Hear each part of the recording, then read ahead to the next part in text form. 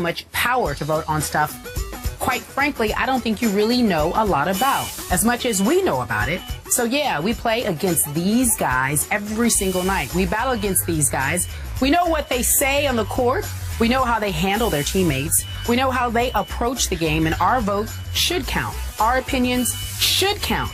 Like I said, I don't think you guys know as much as we do, and I don't see why you have more power than we do. Wow. Durant on a bit of a rant. He also added that the media doesn't know expletive when a reporter asked about his coach's job security. Skip, I don't know if you know this, but he often takes on bloggers and reporters on Twitter. Now he's moved it to a bigger stage. What do you make of what he said this weekend? Stephen, as you remember, for years on this show, I often said that Kevin Durant was my favorite NBA player playing for my hometown team in Oklahoma City. And I must admit today that Kevin Durant, for me, is getting more and more difficult to love as a basketball player and an NBA personality. So, Stephen A., here we go again with the split personality that is Kevin Durant, the identity crisis that is Kevin, the contradiction that is Kevin Durant.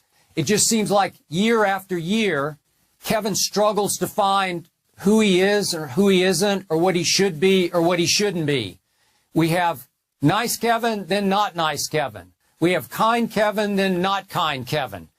Friday, he attacked the credibility, if I'm going to get this straight in my head, the credibility of the media voters who just last year voted Kevin Durant the MVP of this league. That's hard for me to compute. And it reminded me, as you'll remember, Stephen A., of something that happened to me personally with Kevin, 3 years ago, when I'd often said on this show that I criticized Russell Westbrook for taking too many shots that my guy, Kevin Durant, should be taking. And then Kevin blasted me for blasting his teammate Russell. And I guess I get, well, he's defending his teammate, but it's at the expense of the guy who said for years, favorite player, and all the way back to his freshman year at Texas, I predicted that he would win multiple NBA scoring titles. So it felt to me like he's biting one hand that feeds him. And then last year, we had him switching all the way over from the not nice Kevin Durant shoe commercial to creating the website that is strongandkind.com, because he wanted to change the perception that nice guys finish last, that he said nice guys can finish first. So now, to sum this up, we have a guy who has tattooed on his body 2 Bible verses, and yet last year, Kevin Durant led the NBA with 20 technical fouls. It's like a contradiction. I'm a little lost here because, frankly, Stephen, I think Kevin Durant's a little lost. Well, since you've acknowledged that you're a little bit lost, allow me to try and enlighten you. Number one, I don't really have too much of a problem with Kevin Durant taking the position that he took on its surface, but you'd be surprised as to why I feel that way. First of all, you have to consider the fact that, once again, just like when he came after you because you basically attacked Russell Westbrook in his eyes, the same could be said for the media who's brought into question the resume of a Scott Brooks. Now, all of us have speculated whether or not Scott Brooks is going to last long at Oklahoma City.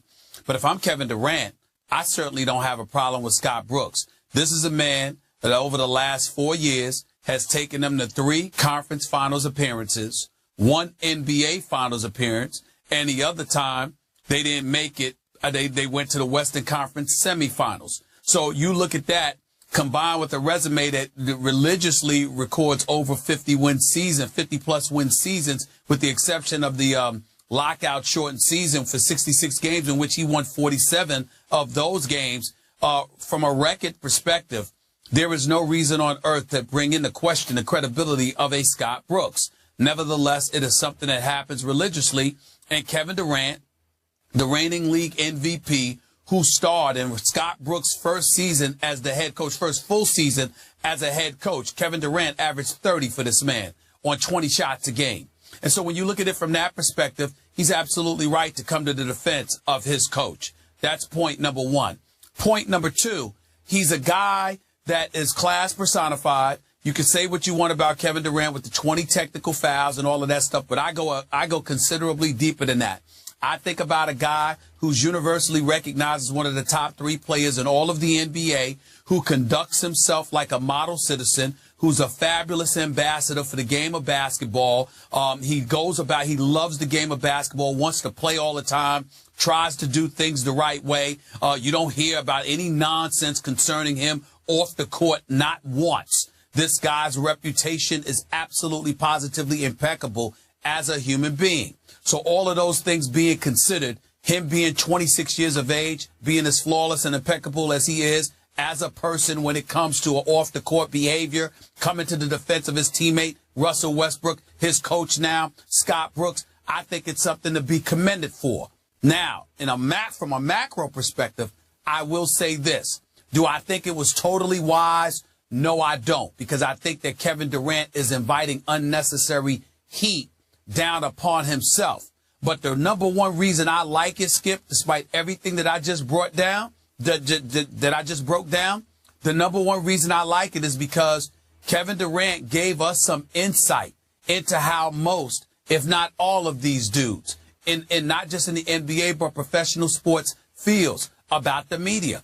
I like that. I like the fact, my attitude is if we're at war, say we at war. If, call a spade a spade. Let's get it on. It's not a problem. I love the fact that he was honest enough to say what he said, because if he is willing to speak out and say what he said, could you imagine what these other dudes feel, despite smiling in folks' face, despite engaging in PC and just saying the right things? No, Kevin Durant saying, look, this is how I feel, and I guarantee you, most of the guys that's in this league feel exactly the way that I do, because they do feel victimized. They do feel a lot of these things. And most of the time, it's grotesquely unfounded. They got a lot of damn nerves feeling that way. But you'd never know if they listen to spin doctors and what have you, always telling them to just say the right things to get through the moment. Kevin Durant is saying, I'm a grown man. I'm 26 years of age. You know my character. You know what I stand for. But I'm entitled to feel what I feel, and I'm going to be honest enough to say it. I thank him for that. I appreciate it. He's always treated me with the utmost respect, and I appreciate that. But even if he didn't, the fact that he was honest enough to say what he says makes me feel good, because I can't stand two-faced punks, and he is not that. He is honest and straightforward, and I give him credit for that, because there's a whole bunch of dudes in professional sports that will smile in your face and talk behind your back like the wusses they are. He is not that dude. I give him credit for that. Okay. You give him credit for that, but how in the previous breath could you call him an NBA ambassador? That wasn't an ambassador thing to say, both on Friday or Saturday, attacking the media both days. Ambassadors are not always flawless. There are imperfections in every human being. This was not a perfect moment by Kevin Durant. I will openly admit that. But if you asked me, not just as a player, as a person, I'm talking all time. You can pick any era that you want. You can pick any sport that you want. You give me the top 5 overall individuals on the court, off the court. Greatness on the court or field of play. Greatness off the court or field of play. I'm picking Kevin Durant as a top 5. This dude does not get into trouble. He doesn't act silly. He doesn't engage in childishness or whatever. He feels the way he feels. It comes from a genuine place, Skip. He's coming to the defense of his coach. We might not agree with how he handled it this past Saturday, but by and large, his resume is pretty impeccable. I take him any day of the week. He can start for my franchise.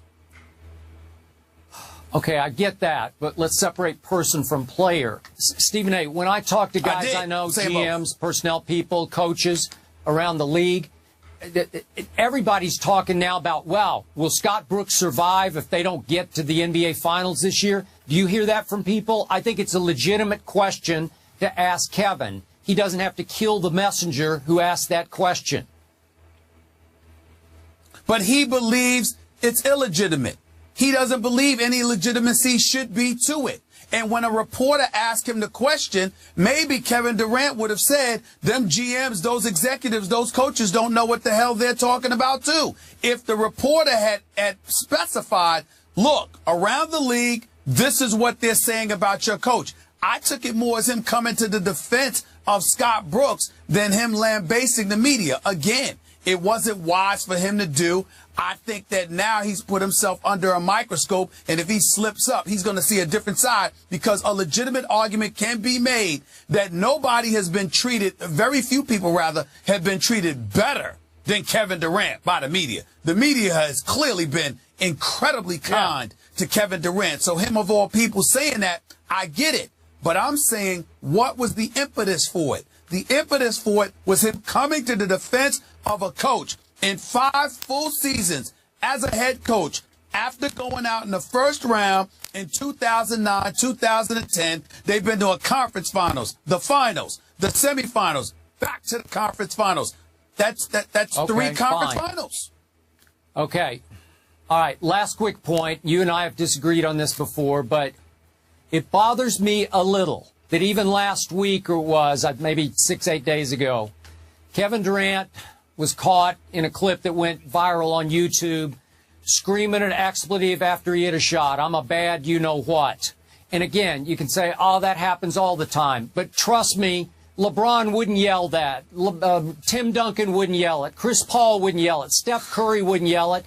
And yet you're putting Kevin Durant on a pedestal here that I don't think he quite belongs on. All right, Kevin Durant's thoughts again. My mic is messed up. I'll get back to you. We'll get back to this in just a moment. We'll take a break. But before we go to break, guys, let me show you this. Do you remember back in the day when we had this campaign going on? Get LeBron to dunk. LeBron shares his thoughts on the dunk contest when we return, and perhaps we'll pick it up where we left off. Stephen A., we're trying to get to you and your mic. First take back in just a few moments.